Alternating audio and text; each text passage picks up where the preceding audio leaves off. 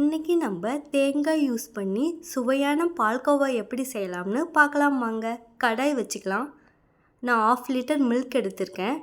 Milk add பண்ணிக்கலாம், அதாவது பால் சேர்த்துக்கலாம். நல்லா கைவிடாமல் கிளறி விட்டுக்கலாம். பால் சுண்டி வரட்டும்.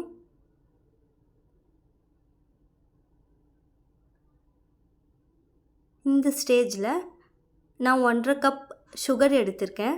சுகர் ஆட் பண்ணிக்கலாம், அதாவது சர்க்கரை சேர்த்துக்கலாம்.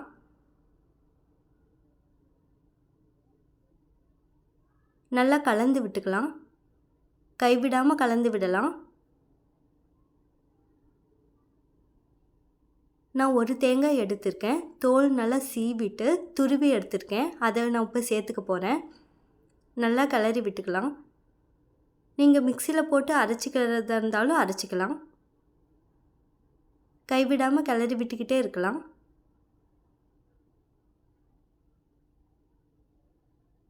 பாருங்கள், நல்லா சுண்டிடுச்சு. இந்த ஸ்டேஜில் 2 ஸ்பூன் நெய் சேர்த்துக்கலாம்.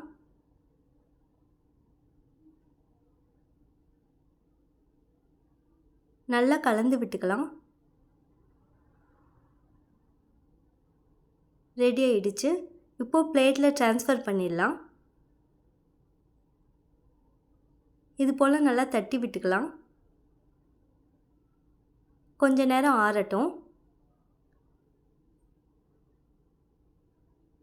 இப்போ நம்ம கீத்து போட்டுடலாம். பாருங்கள் எவ்வளோ அழகாக வருதுன்னு. நான் இப்போ கிராஸாக ஒரு கீத்து போட்டுக்கிறேன். கொஞ்சம் ஆறட்டும். இப்போ பாருங்கள், சுவையான பால்கோவா ரெடி.